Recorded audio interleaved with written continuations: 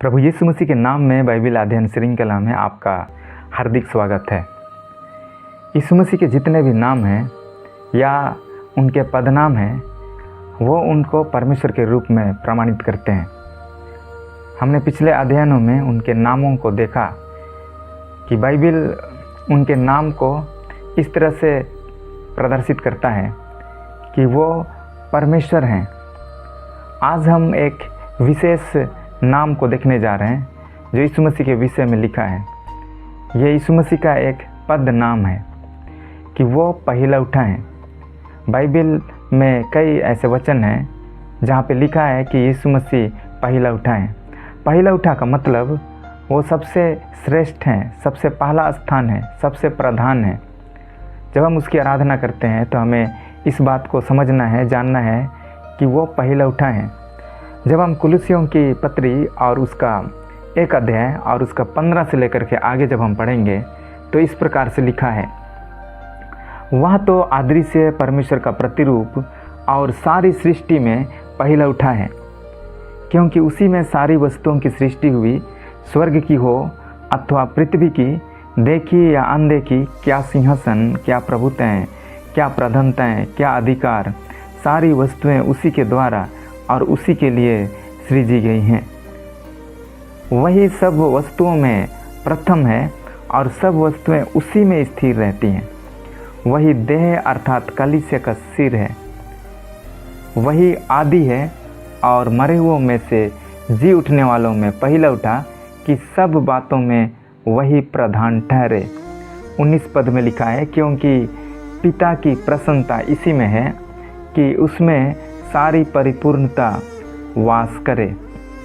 परमेश्वर की प्रसन्नता इसमें है कि यीशु मसीह में सारी परिपूर्णता वास करे और सारी दृष्टिकोण से यीशु मसीह सबसे प्रधान है, सबसे पहला है, प्रथम है और इसलिए उनको पहिला उठा कहा गया है।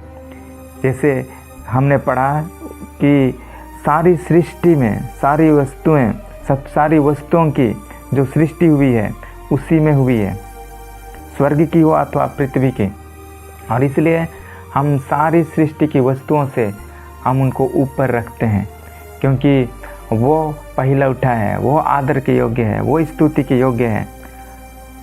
क्या सिंहासन, जितने भी सिंहासन हैं, जितने भी इस पृथ्वी पर जो शासन करते हैं अलग अलग पद पर, उन सारे सिंहासनों में वो सबसे ऊपर है उसका सिंहासन। और बाइबिल बताती है एक दिन वो दुनिया का जितने भी लोग हैं उनका वो न्याय करेगा और उसका सिंहासन सबसे ऊंचा है, सबसे ऊपर स्थान में है। इस संसार में जब कोई सिंहासन पर होते हैं, जब कोई अधिकार पाते हैं, प्रभुता करते हैं, तो कई बार वो झूठ के सहारे वो लोगों के ऊपर प्रभुता करते हैं। लेकिन हमें इस बात को याद रखना है कि एक सिंहासन है जो सबसे ऊपर है और वो सिंहासन यीशु मसीह के लिए है। वो सिंहासन में यीशु मसीह विराजमान है, वो सबसे पहिला उठा है। लिखा है, क्या प्रधानताएं, क्या प्रभुताएं, क्या प्रधानताएं, क्या अधिकार, जितने भी प्रभुता इस संसार में लोग एक दूसरे के ऊपर प्रभुता करते हैं, चाहे राज्य देश के रूप में या तो अन्य रूप में अन्य पद पर रह करके, उन सारे प्रभुताओं पर और सारी प्रधानताओं पर और क्या अधिकार, सारी वस्तुएं उसी के द्वारा और उसी के लिए सृजी गई हैं। सब कुछ उसी के लिए है और इसलिए हम सबको उस परमेश्वर को ऑनर करना चाहिए, उस परमेश्वर की प्रशंसा करनी चाहिए, उस परमेश्वर का राज्य को, परमेश्वर का प्रभुता को, प्रधानता को अपने जीवन में अनुमति देना चाहिए कि वो हमारे जीवन में वो राज्य करे। कई बार हम उसकी प्रभुता को हम अस्वीकार करते हैं, कई बार उनकी प्रधानता को हम अस्वीकार करते हैं और अपना मनमानी, अपनी सोच, अपने विचारों के आधार पर अपने जीवन का राजा बन करके हम चलते हैं। लेकिन वचन में लिखा है कि वो पहिला उठा है, सारी प्रधानताओं, सारी अधिकारों के ऊपर, सारी वस्तुओं उसी के द्वारा, उसी के लिए सृजी गई हैं। वही सब वस्तुओं में प्रथम है, वो सभी वस्तुओं में वो प्रथम है। इस संसार में लोग खोजते हैं कि कौन प्रथम आया है। जब भी किसी गांव या तो किसी कस्बा में लोग उनको ज़्यादा वैल्यू देते हैं कि वो सबसे पहले कौन यहाँ पे आया है। इसी तरह हमारे देश में भी लोग इस बात के विषय में कई बार डिबेट करते हैं कि कौन सबसे पहले यहाँ का निवासी है, कौन सबसे पहले आया है। अगर हम अपने जीवन को, अपने मूल को हम अध्ययन करेंगे तो सबसे प्रथम जिसके विषय में बाइबल बताती है कि सबसे जो प्रथम है वो यीशु मसीह है, और इसलिए वो महिमा के योग्य है। लिखा है आगे, सब वस्तुएं उसी में स्थिर रहती हैं। जितना भी वस्तु है इस पृथ्वी पर वो सारी चीज़ें यीशु मसीह में स्थिर हैं, उसके द्वारा चलाई जाती हैं। उसके अनुमति के बिना कुछ भी नहीं है। अगर वो चाहे तो ये संसार का अंत हो जाएगा। वो सब कुछ उसी के अधीन में किया हुआ है। वही देह अर्थात कलीसिया का सिर है, और जो कलीसिया में हम सब जुड़े हुए हैं, और संसार में जो कलीसिया के रूप में उनके लोग हैं, तो ये कलीसिया का जो हेड है, कलीसिया का जो सिर है, वो यीशु मसीह हैं। कलीसिया का सिर, कलीसिया का हेड कोई व्यक्ति नहीं है। कलीसिया को चलाने वाला और कोई अन्य चीज़ नहीं है, लेकिन कलीसिया का जो मेन है वो यीशु मसीह है। यहाँ लिखा है कलीसिया का जो सिर है, प्रधान है, वो यीशु मसीह है। और इसलिए कलीसिया में हमें यीशु मसीह का वचन को हमें रीड करना है। यीशु मसीह की जो इच्छाएं हैं उसके आधार पर हम चलते हैं। और कलीसिया में अगर यीशु मसीह नहीं है और अन्य चीज़ें वहाँ पे मौजूद हैं, वहाँ एक अच्छा कोयर ग्रुप है, वहाँ बहुत सारे फंक्शन होते हैं, लेकिन अगर यीशु मसीह की बातें वहाँ नहीं होती हैं, यीशु मसीह अगर वहाँ मौजूद नहीं है, तो फिर वो कलीसिया नहीं रहेगा। अगर यीशु मसीह का वचन वहाँ ना हो, यीशु मसीह वहाँ पे ना हो, क्योंकि यीशु मसीह ही कलीसिया का हेड है, कलीसिया का मेन है। और इसलिए हमें सबसे पहला वैल्यू हमें यीशु मसीह को देना है। यीशु मसीह की आराधना, उसकी महिमा, उसकी इच्छा पर चलना, उसकी संगति में रहना, ये सारी चीज़ें कलीसिया में ज़रूरत है, क्योंकि वही कलीसिया का सिर है, वही आदि है, और मरे हुओं में से जी उठने वालों में पहला उठा कि सब बातों में वही प्रधान ठहरे। और जितने मरे हुओं में से, मरे हुओं कहने का मतलब जितने भी लोग यीशु मसीह के आने से पहले, यीशु मसीह के मुर्दों में से जी उठने से पहले जितने लोग इस धरती पर मनुष्य रूप में आए, वो मर गए और वो कभी भी वो जी नहीं उठे।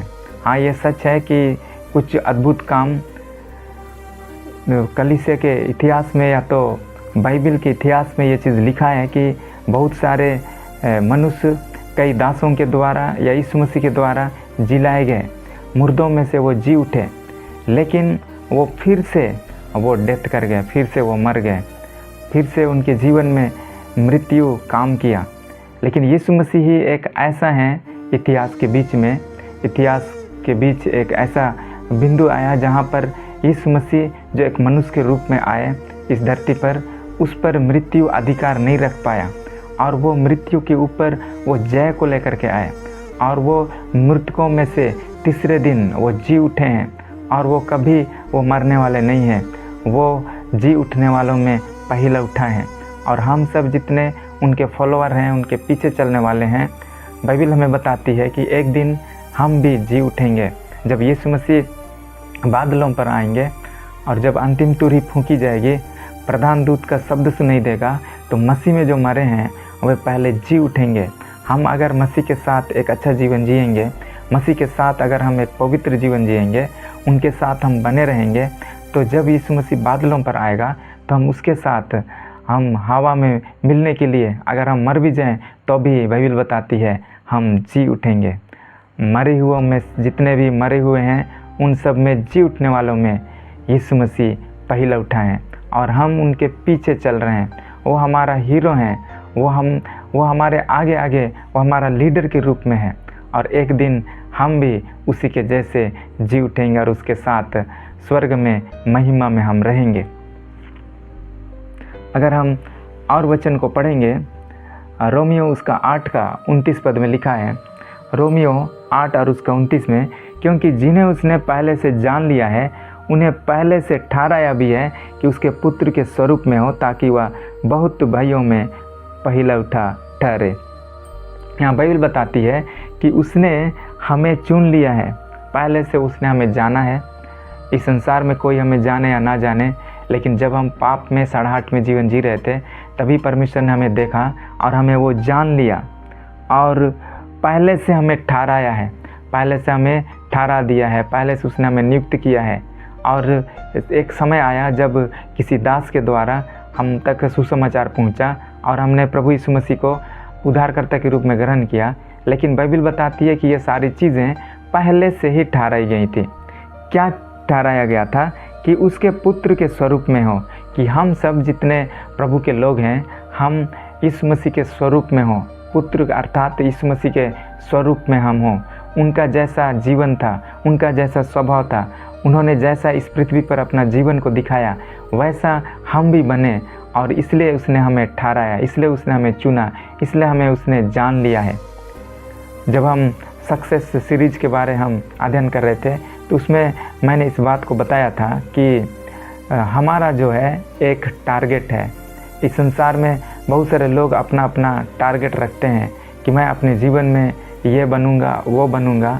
लेकिन जब हम मसीही जीवन में आते हैं, एक असली सच्ची सफलता के विषय में जब हम अध्ययन करते हैं तो इसमें हम कुछ चीज़ बनने का कोशिश नहीं करते हैं, लेकिन परमेश्वर ने हमारे लिए पहले से इस बात को ठहराया है कि हम यीशु मसीह के स्वरूप में हों।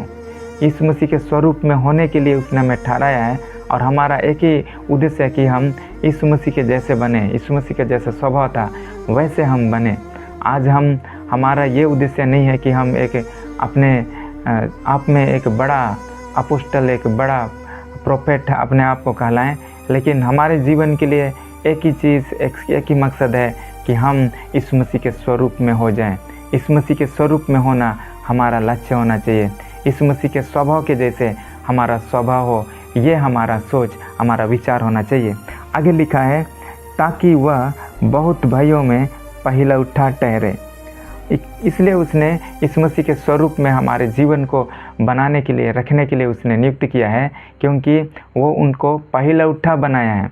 वो सबसे प्रथम है और जितने उनके स्वभाव में जी रहे हैं, जितने उनके स्वरूप में अपने आप को ढाल रहे हैं, जितने उनके फॉलोअर हैं, उनके पदचिन्हों पर चल रहे हैं, वो उनके भाई हैं। वो हमारा बड़े भाई के जैसा हैं और वो उसने इस पृथ्वी पर हमें आया और हमारे जीवन को उसने उठाया, हमारे जीवन को उसने आगे बढ़ने के लिए सिखाया।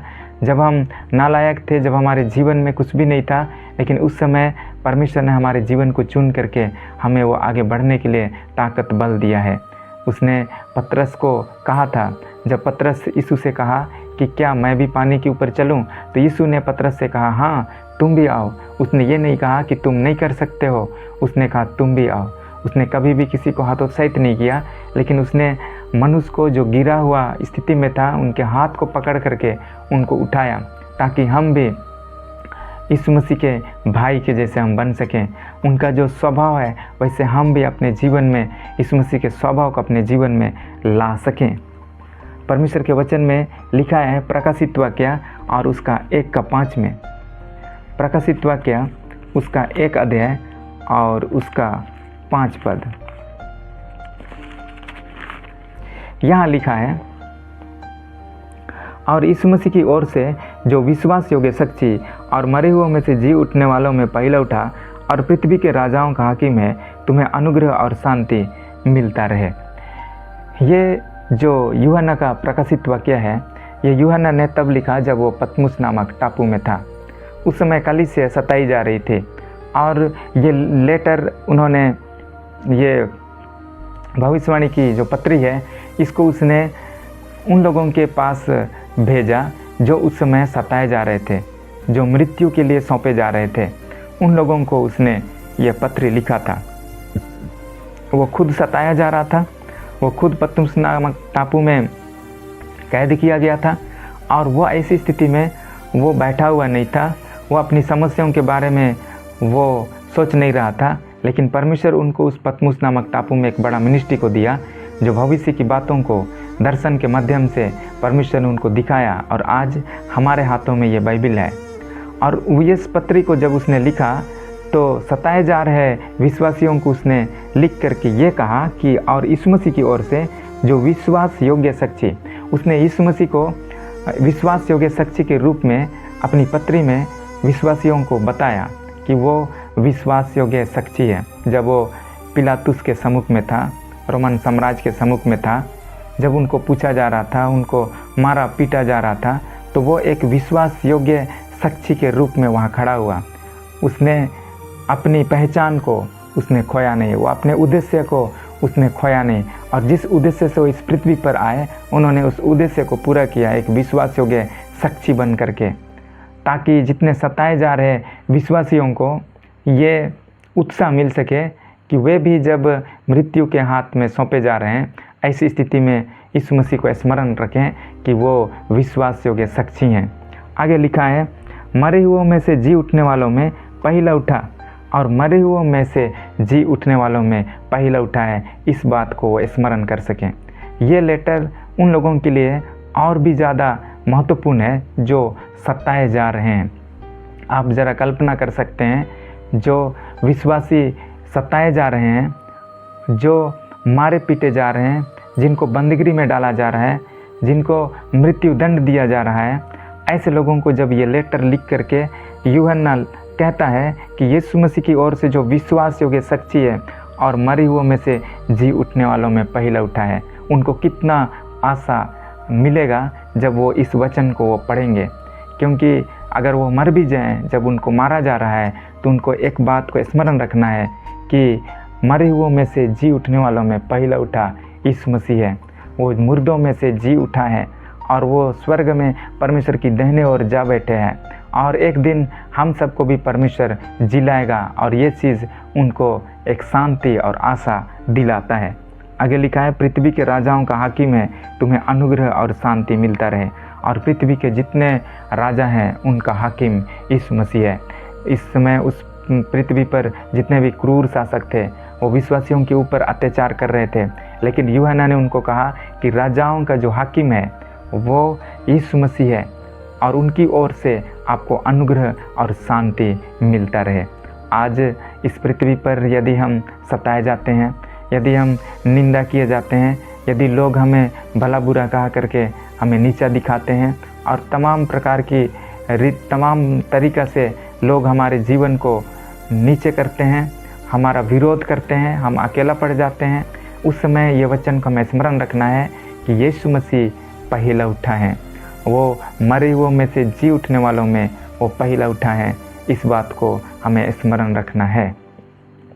परमेश्वर के वचन में लिखा है, और एक जगह भजन संहिता उसका 2 अध्याय 6 से 9, भजन संहिता 2 अध्याय 6 से 9, यहाँ इस प्रकार से लिखा है, मैं तो अपने ठहराए हुए राजा को अपने पवित्र पर्वत सिय्योन की रसगद्दी पर बैठा चुका हूँ।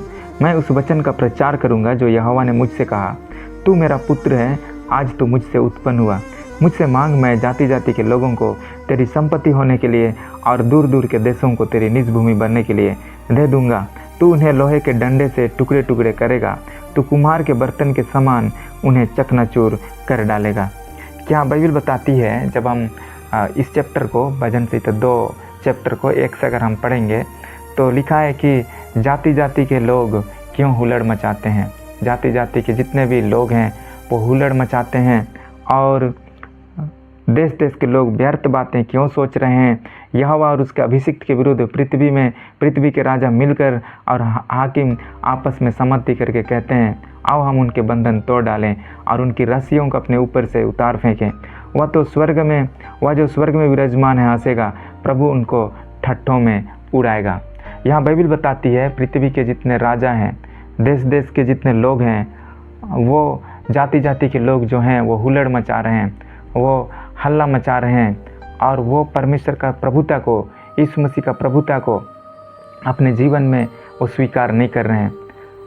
लेकिन बाइबल बताती है परमेश्वर उनको ठट्ठों में उड़ाएगा और वो हंसेगा, क्योंकि वो स्वर्ग में विराजमान है।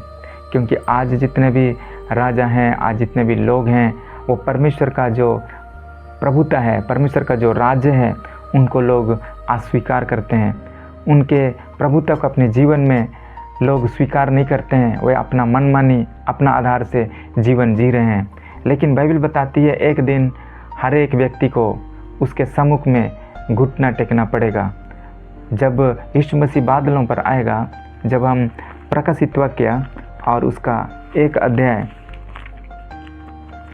को अगर हम देखें, प्रकाशित वाक्य उसका 1 अध्याय और उसका 7 पद में लिखा है, देखो वह बादलों के साथ आने वाला है और हर एक आँख उसे देखेगी, वरन जिन्होंने उसे बेधा था वे भी उसे देखेंगे और पृथ्वी के सारे कुल उसके कारण छाती पीटेंगे। हाँ, आमीन।